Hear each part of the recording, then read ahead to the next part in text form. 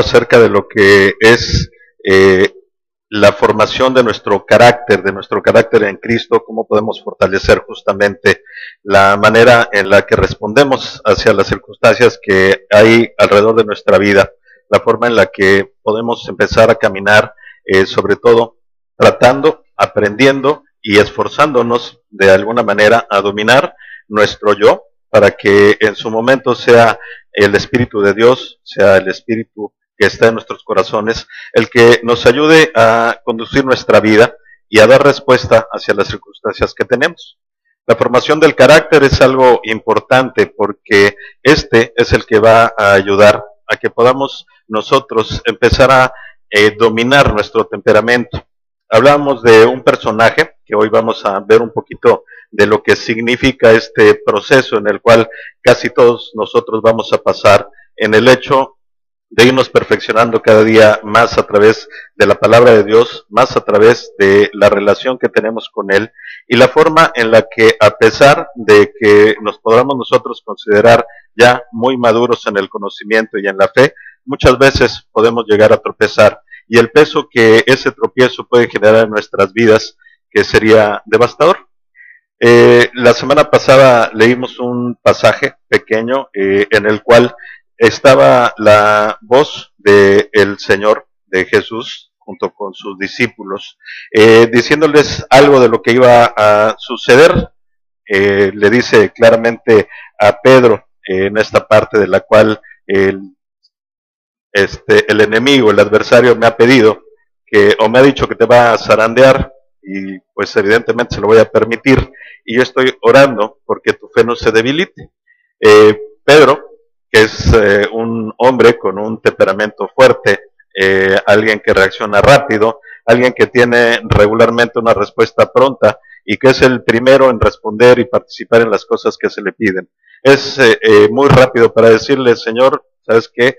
No te preocupes, conmigo cuentas hasta la muerte. Y el propio Señor Jesús le dice, ¿sabes qué, Pedro? Simplemente te estoy diciendo algo que va a suceder. Y es más, te voy a advertir de una vez que antes de que el gallo cante tú me negarás 3 veces. Yo creo que es un punto en el cual de repente nosotros nos podemos ver reflejados, porque en alguna manera, cuando respondimos al llamado del Señor, cuando nos convertimos, cuando le entregamos nuestra vida, yo creo que la mayoría hicimos muchas promesas. Voy a cambiar, voy a hacer, voy a trabajar, voy a estudiar, me voy a preparar, voy a crecer, voy a madurar, y cualquier cosa que me pida, Señor, la voy a hacer. Eso es lo que sucede regularmente y que en muchas ocasiones lo hemos definido como nuestro primer amor. Somos muy dados a pegarnos a la palabra constantemente, a estar estudiando, a poder buscar cualquier oportunidad para el estudio, para reunirnos, para participar en cosas como las que Elías y Rosy nos acaban de describir. Y eso es algo que todos pasamos y es verdaderamente importante. Pero tiempo después también llegan momentos en los cuales suceden cosas a nuestro alrededor y empezamos a flaquear un poquito, nos empezamos a hacer un lado. Y el peso de el no cumplir con las cosas que le prometimos al Señor muchas veces nos llevan hacia un desenlace que no es el mejor. La historia que les comento en cuanto a este diálogo del Señor con sus discípulos, pero específicamente con Pedro, tiene su final un poquito tiempo después. Vamos a leer un versículo que va a ser el inicio de algunos otros que vamos a estudiar y que nos va a servir como base de lo que al final el Señor nos pide y cuál es su objetivo para nuestras vidas. Vamos a leer en el libro de Juan, en el capítulo 21, el verso 17 solamente.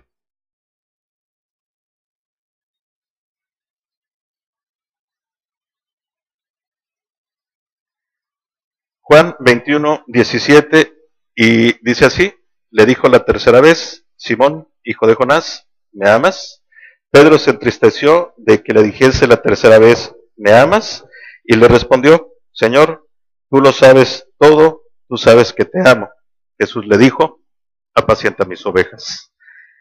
La historia empieza justamente como les comento, en ese momento estando los discípulos tratando de saber quién va a ser el mejor, quién va a ser al que el Señor lo va a tomar como el favorito, el preferido y demás, Jesucristo les dice muy claramente esta parte en cuanto al hecho de que quiera ser el mayor, primero tiene que ser el menor, y quien quiera ser servido, primero tiene que servir.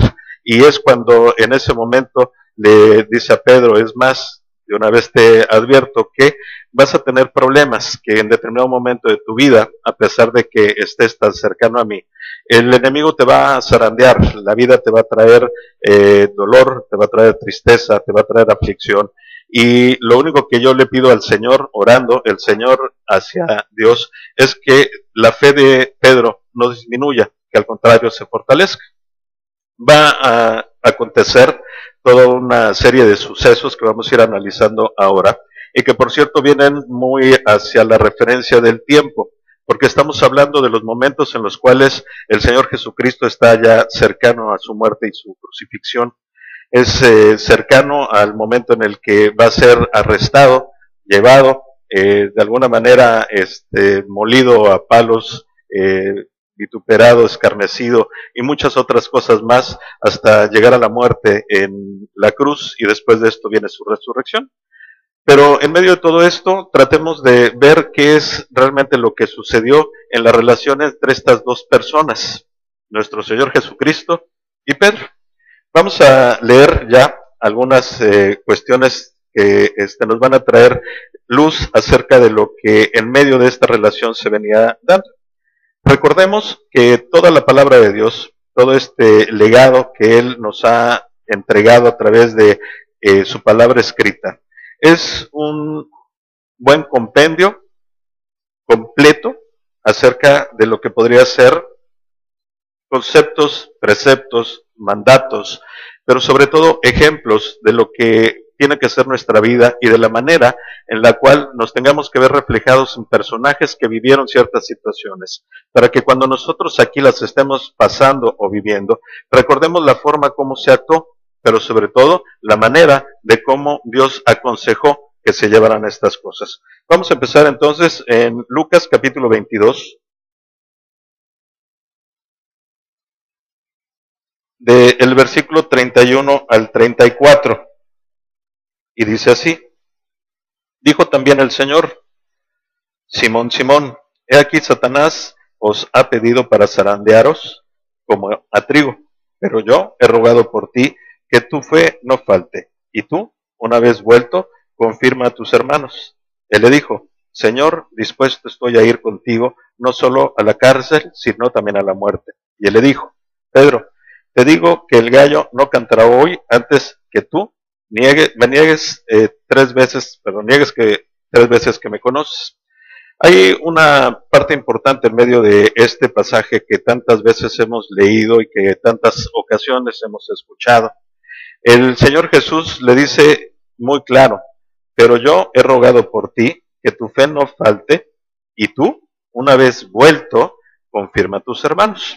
Hay una realidad ahí en medio que Pedro no entendió. Jesús le decía, esto va a suceder, no te vas a librar de ello. Necesitas pasar por esto para que una vez que lo hayas tú concluido, puedas regresar a confirmar a tus hermanos. Tienes que pasar por ese valle, tienes que pasar por esa situación, que a pesar de que te moleste, te angustie, o no sea algo que tú tengas en tu corazón como una situación por la cual vayas a cruzar, es indispensable que lo hagas, pero no te quedes ahí, sino que una vez que lo pases, vas a tener que regresar para poder confirmar a tus hermanos. Hay algo muy importante en medio de todo este asunto. Tenemos que entender que para Dios, para Cristo, no hay un tiempo como tal, no como el que nosotros conocemos. ¿Qué sucede en medio de esta situación? Pedro, a pesar de que el Señor le dice, yo ya sé qué es lo que va a suceder, yo ya vi la película completa, yo te estoy diciendo no que probablemente vayas a pasar por esto, yo te estoy asegurando que va a suceder, y también te estoy diciendo que una vez que lo pases, regresa por favor para que puedas confirmar a tus hermanos. Muchas ocasiones el Señor Jesús conoce perfectamente nuestra vida y nos pone muchos avisos y muchas indicaciones sobre la manera en la que nosotros nos debemos de conducir. Como les decía, la palabra es un gran ejemplo acerca de esto. Es la mejor guía que podemos nosotros tener y está completa en su totalidad. No le falta absolutamente nada. A Dios no se le pasó ni la más mínima porción y mucho menos el mínimo detalle de lo que íbamos a estar nosotros experimentando, que no lo haya puesto ya aquí, para que nos pueda confortar en el momento que estemos pasando por un valle, o que nos pueda animar cuando estamos completamente devastados, desolados y que no querramos trabajar. Así que tomemos en cuenta justamente esta situación acerca de que Dios ya sabe todo y Él nos conoce perfectamente. Y en medio de esto nos hace promesas completas que nosotros debemos de entender. No se les quite de la mente, por favor, y del ánimo, este versículo 32 que acabamos de leer, en el cual le dice, yo te digo que vas a pasar, estoy orando porque tu fe no mengüe, y además de todo esto necesito que después de que pasen las cosas, regreses y confirmes a tus hermanos. Hay muchísimas ocasiones en las cuales creo que todos nos vamos a ver reflejados. Hemos hecho promesas al Señor Jesucristo, le hemos prometido infinidad de cosas y la mayoría de ellas lamentablemente no las cumplimos. Le escuchábamos un corito por ahí de Renuévame Señor, hazme completamente transformado. Ya no quiero ser el hombre que era yo, quiero ser ahora lo que tú tienes para mí, quiero que tu espíritu venga a mi corazón. Y ese tipo de situaciones se quedan en muchas ocasiones solamente en grandes deseos, pero que no se llegan a aplicar a nuestra vida. ¿Por qué? Porque no le creemos completamente al Señor. Si cada uno de nosotros, al entregar nuestro corazón a Él, le creyéramos por completo la acción que tiene el Espíritu Santo en nuestro corazón, seríamos transformados de inmediato, porque esa es la capacidad que tiene el Espíritu y esa es una de sus grandes funciones, el ayudarnos a transformar nuestra vida, el ayudarnos a hacer que lo que no conviene vaya disminuyendo y que lo que es bueno, lo que es santo, vaya creciendo. Pero la mayor de las veces no lo vivimos de esa manera. Y por el contrario, empezamos a caer en cuenta que esas promesas, que cuando nosotros no las cumplimos y nos damos cuenta que estamos fallando, lo único que trae es tristeza y desasosiego a nuestro corazón. Vemos el relato, vamos a leer un poquito más acerca de lo que estábamos ahorita comentando, sobre todo lo que sucedió en la vida de Pedro, y nos vamos a dar cuenta de lo que regularmente sucede en nuestras vidas en este momento en el cual nosotros empezamos a faltar a esa promesa que le hacemos a Dios.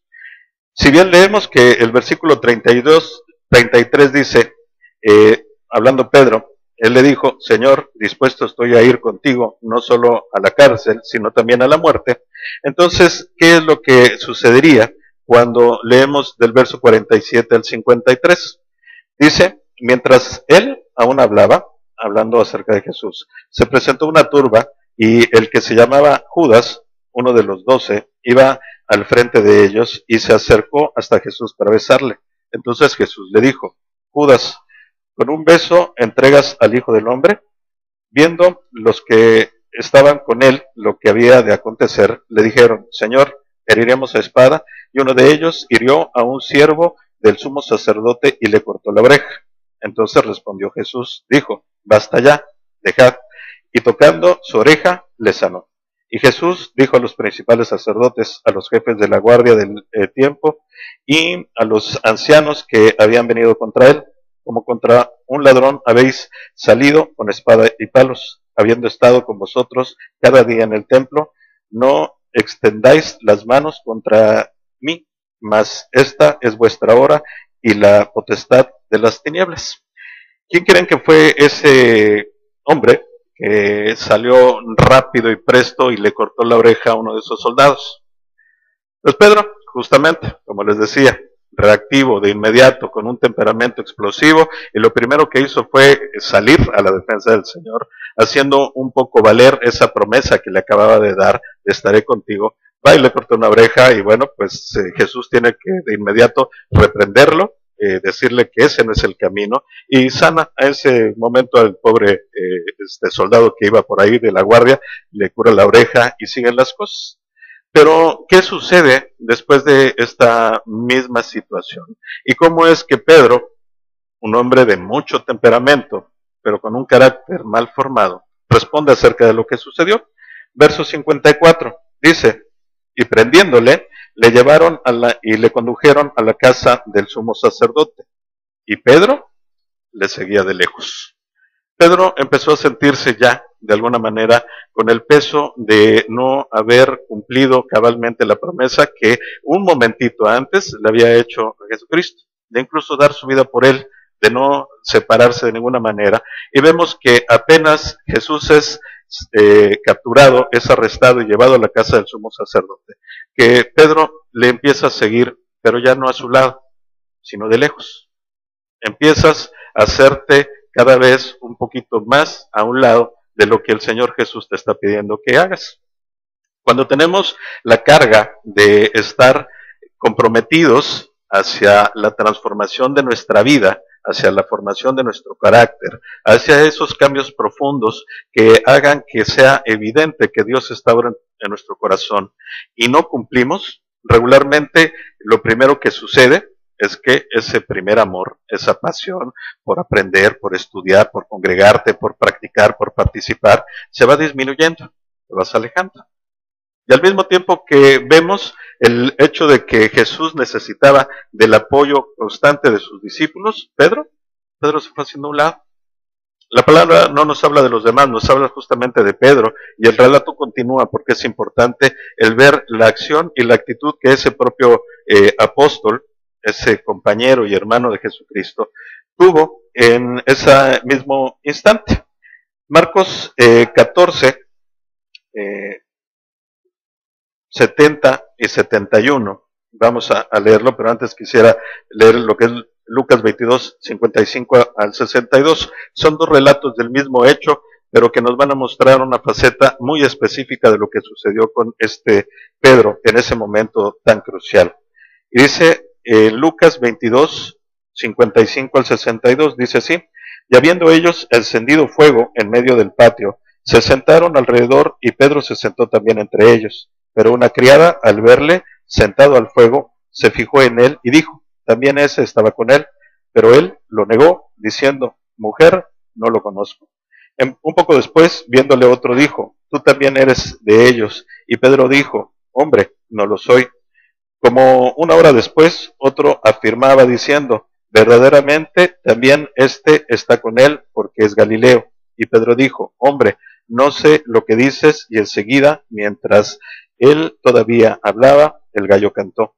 Entonces, vuelto el Señor, miró a Pedro, y Pedro se acordó de la palabra del Señor que le había dicho, antes que el gallo cante, me negarás 3 veces. Y Pedro, saliendo fuera, lloró amargamente. Hay un dato específico que nos puede ilustrar un poco más acerca de la forma en la que se condujo ese Pedro en ese mismo acto. Les decía Marcos 14, versos 70 y 71. Estamos hablando exactamente del mismo momento, la misma escena, pero con una descripción un poco más precisa acerca de lo que este Pedro hizo en ese momento. Y dice, es Marcos capítulo 14, versos 70 y 71. Dice, pero él negó otra vez y poco después los que estaban allí dijeron otra vez a Pedro, verdaderamente tú eres de ellos porque eres Galileo y tu manera de hablar es semejante a la de ellos. Entonces él comenzó a maldecir y a jurar, no conozco a este hombre de quien habláis. Imaginémonos nada más la situación en la que se estaba presentando esa circunstancia. Pedro, cada vez más entristecido, pero también cada vez motivado a hacer cosas que no eran convenientes. En el momento en el cual lo enfrentan a su realidad y le dicen, tú debes de ser de ellos porque eres Galileo y hablas como ellos. Pedro, ¿qué fue lo que hizo? Convertirse en algo totalmente distinto. Empezó a hablar como pescador, como gente del puerto. Empezó a maldecir completamente, para que todavía más se pudiera hacer justicia o justificación acerca de su dicho.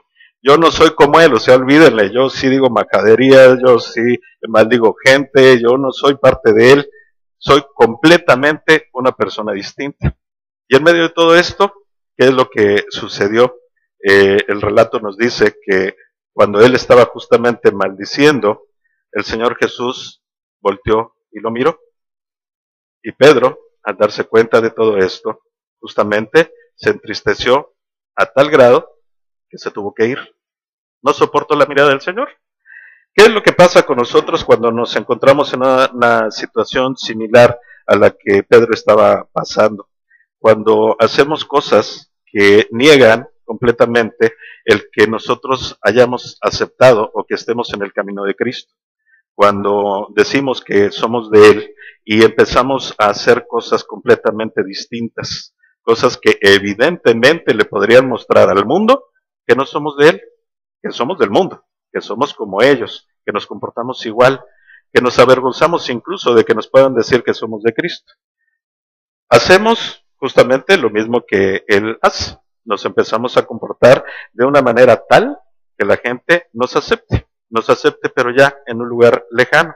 Nos vamos completamente entristecidos y cuando observamos la mirada del Señor sobre nosotros, porque es literal, su espíritu mora en nuestro corazón y nos hace sentir justamente lo mismo que Pedro sintió en ese momento. No necesitamos tener a Cristo frente a nosotros volteándonos a ver. Simplemente el hecho de tenerlo en nuestro corazón nos hace sentir esa misma sensación que en su momento el apóstol sintió. Pero lamentablemente el apóstol lo que sintió fue el reclamo o probablemente ¿cómo diría yo? La culpa reflejada no en los ojos de Cristo, sino en el corazón de Pedro. Jesús volteó simplemente para decirle, ¿ya viste? Yo te dije que iba a pasar, pero no te quedes ahí, falta la segunda parte, falta que regreses a confirmar a tus hermanos. Pero Pedro se quedó ahí atorado, porque el peso de la culpa y el peso de una promesa vacía lo envolvió. Y eso creo que muchas ocasiones sucede en nuestras vidas. Y es parte justamente del camino de cómo poder fortalecer nuestro carácter. Como les decía, si viéramos a Pedro físicamente, pues me supongo que será un hombre grande, rudo, fuerte, recio, porque fue hecho ahí, en el mar, en la pesca, en faenas que requieren justamente de un temperamento que te pueda ayudar a sobrellevar cualquier situación que se dé.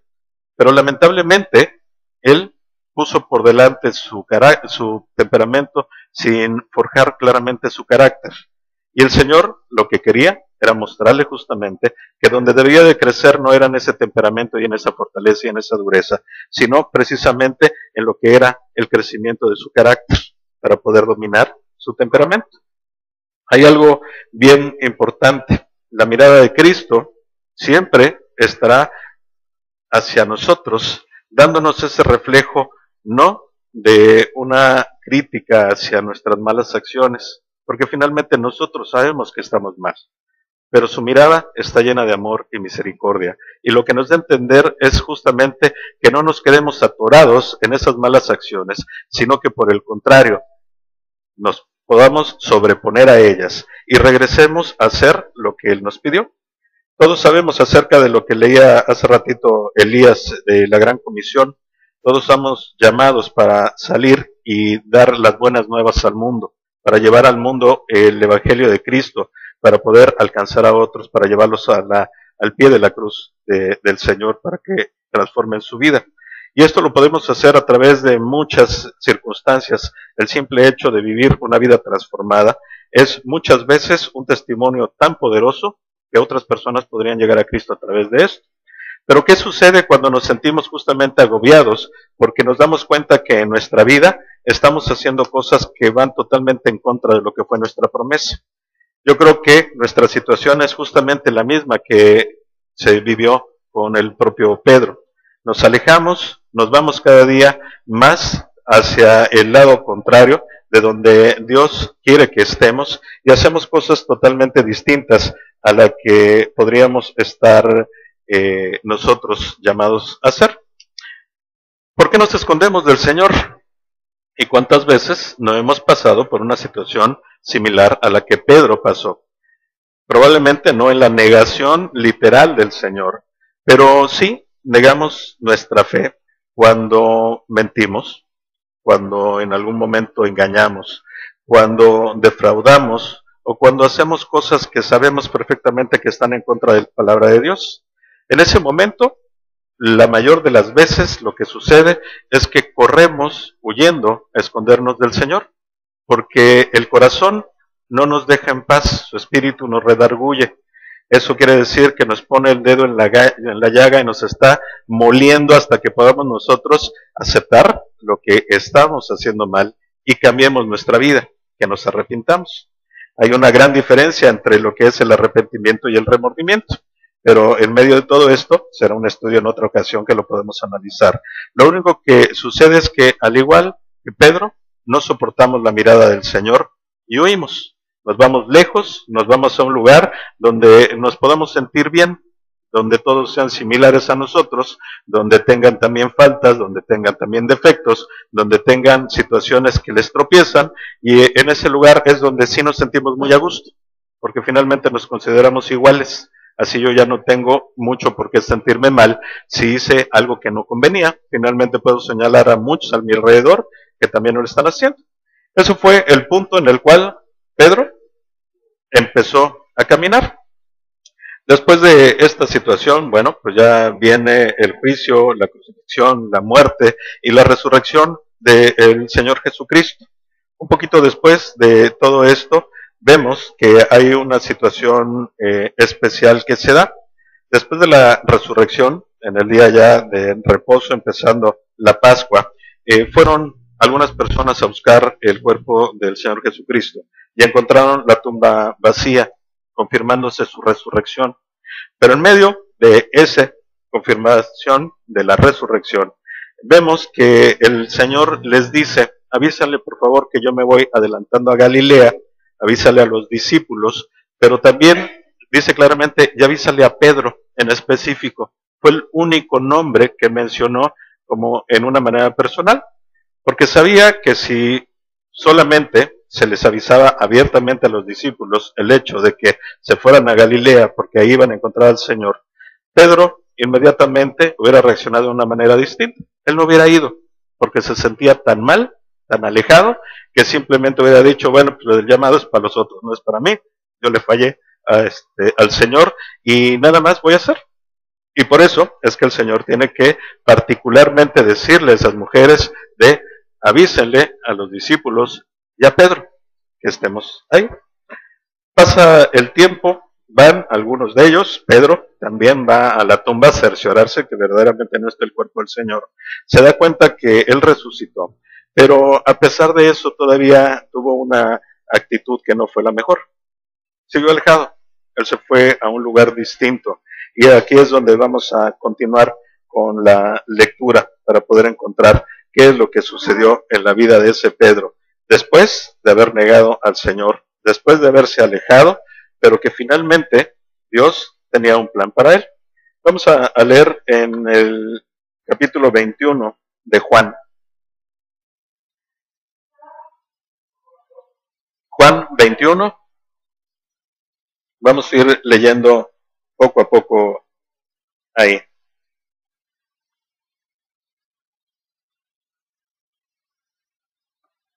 Dice Juan 21, verso 1. Vamos a leer, como les digo, todo el capítulo, pero vamos a ir identificando parte por parte. Vamos a leer del verso 1 al 6. Y dice así: después de esto, Jesús se manifestó otra vez a sus discípulos junto al mar de Tiberias y se manifestó de esta manera. Estaban juntos Simón Pedro, Tomás, llamado el Dídimo, Natanael, el de Caná de Galilea, los hijos de Zebedeo y otros dos de sus discípulos. Simón Pedro les dijo: voy a pescar. Ellos le dijeron: vamos nosotros también contigo. Fueron y entraron en una barca y aquella noche no pescaron nada. Cuando ya iba amaneciendo, se presentó Jesús en la playa mas los discípulos no sabían que era Jesús. Y les dijo, hijitos, ¿tenéis algo de comer? Le respondieron no. Él les dijo, echad la red a la derecha de la barca y hallaréis. Entonces le echaron y ya no la podían sacar por la gran cantidad de peces. Yo creo que en ese momento podemos encontrar aquí pues muchos consejos e indicaciones de lo que está sucediendo en nuestras vidas. Hay una razón muy específica por la cual el Señor Jesús tuvo que ir al mar de Tiberias, porque él sabía que Pedro regresó a lo suyo, totalmente defraudado de él mismo, desconsolado, desolado. No tuvo más lugar a donde ir que al que en él se sentía a gusto. Así que se regresó de pescador. Y no tan solo él, como leemos ahí en el relato, otros de los discípulos también estuvieron junto con él. ¿Y qué fueron a hacer? Lo que sabían hacer, ir a pescar. Pero vuelve a suceder algo que por lo menos 3 de ellos ya habían vivido. Los hijos de Zebedeo, Andrés y Juan, y el mismo Pedro, porque justamente el día en que fueron llamados a seguir a Cristo, sucedió algo muy similar. No habían pescado nada, estaban completamente tristes, cansados, había pasado toda la noche, y el Señor les dijo simplemente, pues echen la red para el otro lado.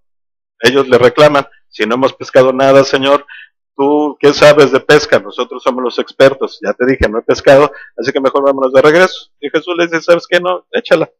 Y la red se llenó de peces. Tenemos que entender que en medio de estas circunstancias hay una muestra muy clara acerca de lo que es el señorío de Dios y de Jesucristo en este mundo.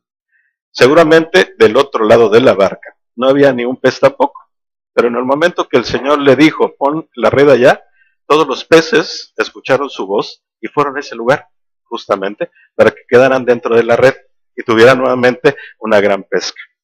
Imagínense cuál pudo haber sido el sentimiento de este Pedro después de haber tenido 3 años caminando con el Señor, experimentando toda la grandeza, los milagros, el poder que él tenía.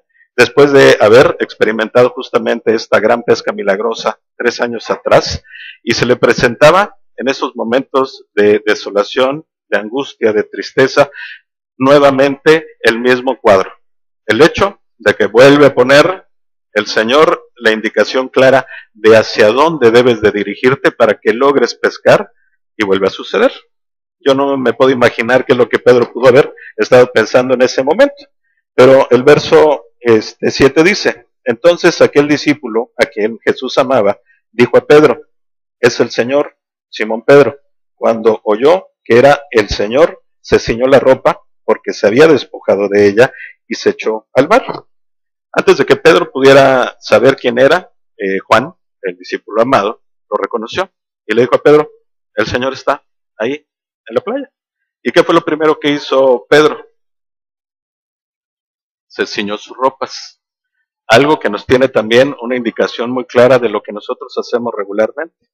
Cuando la tristeza que nos agobia acerca de no haber cumplido nuestras promesas o de haberle fallado al Señor es tan grande que turbe nuestro corazón, lo primero que tratamos de hacer es alejarnos. Pero después de esto nos empezamos a despojar de las cosas que el Señor nos da. Ese es el simbolismo de la ropa. Pedro se había desnudado completamente porque ya no quería tener nada que le recordara lo que había hecho y lo que había vivido con el Señor Jesucristo. Así que antes de salir de la barca, algo que para mí sería incongruente porque si estoy seco arriba de un barco, ¿por qué me he de poner la ropa para meterme al agua y salir totalmente mojado o empapado del otro lado? Pero la realidad es esa. Pedro sabía perfectamente que su presencia ante el Señor tenía que ser nuevamente revestido de lo que él ya le había dado en años anteriores. Y así es como lo hizo. El relato continúa y dice así, y los otros discípulos vinieron con la barca arrastrando la red de peces, pues no distaba de tierra sino como 200 codos. Al descender a tierra vieron brasas puestas y un pez encima de ellas y pan. Jesús les dijo, traed de los peces que acabáis de pescar. Subió Simón Pedro y sacó la red a tierra llena de grandes peces, 153, y aún siendo tantos, la red no se rompió. Les dijo pues, venid, comed. Y Nos llama mucho la atención esta circunstancia específica en la cual el Señor Jesucristo tenía ya preparado brasas, ya había puesto leña, ya se había dado tiempo de juntar por ahí un buen montoncito para poder empezar a cocinar un pez, ya había panes. Y yo creo que lo que nosotros regularmente esperaríamos al enfrentarnos con el Señor cara a cara, en los momentos en los que nos está llamando la atención por alguna situación extraña dentro de nuestra vida, cuando le hemos fallado, cuando hemos tropezado, lo que esperaríamos es la reprimenda primero, ¿no? A ver, como ¿por qué me negaste, Pedro? Y no tan solo me negaste, sino que me maldeciste. Y no tan solo eso, sino que huiste. Y además de todo, en lugar de regresar con tus hermanos como te pedí, fuiste a donde te encontré, allá, en el mundo. ¿Qué es lo que pasó? Pero, ¿cuál es la actitud del Señor? Lo primero que le dijo, ven, come. Es parte de lo que podemos encontrar en Mateo 6, 9 a 12. Yo creo que algunos se lo saben de memoria. El Padre Nuestro. Vamos a revisar para ver cómo va el orden de las cosas cuando nos encontramos con el Señor. Mateo capítulo 6, versículos 9 al 12. Dice así, vosotros pues oraréis así, Padre nuestro que estás en los cielos, manifestado sea tu nombre, venga tu reino, hágase tu voluntad como en el cielo, así también en la tierra. El pan nuestro de cada día, dánoslos hoy, y perdona nuestras deudas, como también nosotros perdonamos a nuestros deudores. En la óptica y en el progreso y en esta escala que Dios tiene para con nosotros, siempre estará antes el alimentarte que el pedirte cuentas. Y eso fue lo que hizo Jesús, mostrando claramente esta parte. Primero está el danos el pan nuestro cada día, y después está el perdónanos nuestras ofensas. Dios lo sabe perfectamente y nos lo ejemplifica en esta vida que el buen Pedro estaba teniendo. Así que verso 2 les dijo, venid, comed, y ninguno de los discípulos se atrevía a preguntarle, ¿tú quién eres? Sabiendo que era el Señor. Vino pues Jesús y tomó el pan y les dio y asimismo del pescado.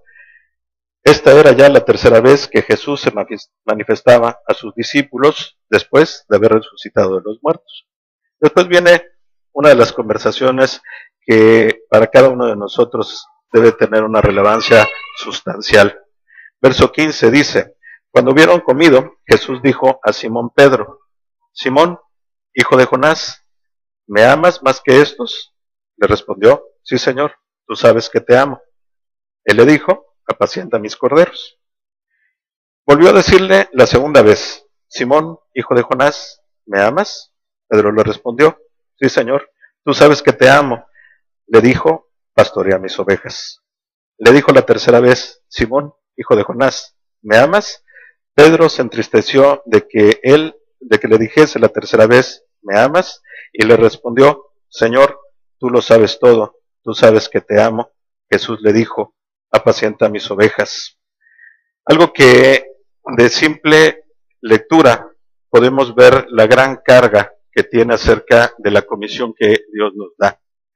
Dios no le reclamó acerca de su negación, no le reclamó acerca de su alejamiento, simplemente le pidió que cumpliera con la comisión que le había dado. Y le pregunta claramente, Señor, Simón, ¿me amas? Y él responde, sí, te amo, apacienta mis corderos. Segunda vez, dice, pastorea mis ovejas. Y la tercera dice, apacienta mis ovejas. Tenemos que entender también un poco ahí, ya yendo en profundidad hacia el análisis de lo que en ese lugar se estaba dando, que la primera vez el Señor Jesucristo le pregunta en esta diferenciación de lo que traducimos al español como amor. Hay amor eros, amor filia y amor ágape. Los dos importantes es el amor filia, que es lo que sentimos por los hermanos, lo que sentimos por nuestras familias. Y después viene el amor ágape, que es el amor incondicional. el amor que solamente a través de tener al Espíritu de Dios en nuestro corazón podemos nosotros empezar a experimentar y compartir. Es el amor con el que Dios y Cristo nos aman a nosotros. Y en ese caso, en ese momento, Jesús le pregunta, Simón, ¿me amas? Con la palabra ágape, o verdaderamente me hablas de una forma incondicional. Y Pedro le contesta, sí Señor, tú sabes que te amo, pero con la otra palabra que es filia, para que lo entendamos en el español. El Señor le preguntó, ¿me amas? Y Pedro le contestaba, sí, te quiero. El Señor le vuelve a preguntar, ¿me amas? Sí, te quiero. Lamentablemente Jesús a él mismo le dice, yo sé que lo único que pasa en esta tercera vez que le pregunta, ya es la misma palabra filia. Le pregunta, Simón, ¿me quieres? Sí, Señor, tú lo sabes todo y sabes que te quiero. Ok, apacienta las ovejas. Es una forma de darnos a conocer a nosotros, que en ese momento, por más que se esforzara Pedro tratando de reivindicarse, no podía llegar hacia la perfección del amor ágape. Y una de las condicionantes por las cuales no podía es porque para lograrlo necesitamos tener al Espíritu de Dios en nuestro corazón. Hoy nosotros sí podríamos experimentar un amor ágape, porque ahora ya tenemos al Espíritu de Dios en nosotros. Esa sería la meta de cualquier creyente. Pero mientras, lo que el Señor te dice es, no importa, levántate, ve, cumple lo que te estoy pidiendo y apacienta mis ovejas. No es un llamado solamente para los pastores, es un llamado para todos los creyentes, porque somos responsables de lo que sucede en el cuerpo de Cristo. Todos somos parte de uno mismo y de esa misma forma somos justamente responsables de lo que pasa con cada uno de los que aquí estamos presentes y de los que hoy no pudieron venir. Pero es un llamado muy claro del Señor acerca de trabajar y de que a pesar de que nos hayamos tropezado alguna ocasión, Él siempre tiene la manera de llevarnos de regreso hacia lograr hacer lo que en algún momento puso nuestro corazón.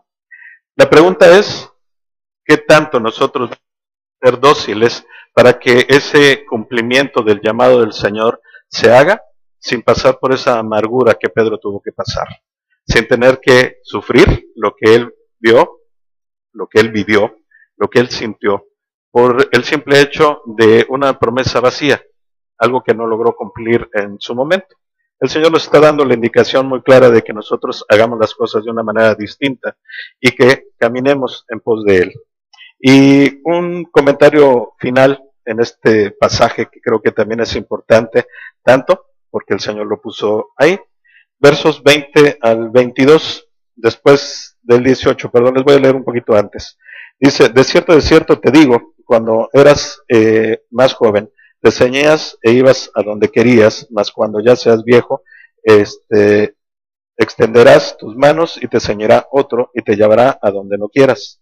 Esto dijo, dando a entender con qué muerte había de glorificar a Dios, y dicho esto, añadió, sígueme. Volviéndose Pedro, vio que le seguía el discípulo a quien amaba a Jesús, el mismo que en la cena se había acostado al lado de él y le había dicho, Señor, ¿quién es el que te ha de entregar? Cuando Pedro le vio, dijo a Jesús, Señor, ¿y qué de este? Jesús le dijo, si quiero que él quede hasta que yo venga, quédate, sígueme tú.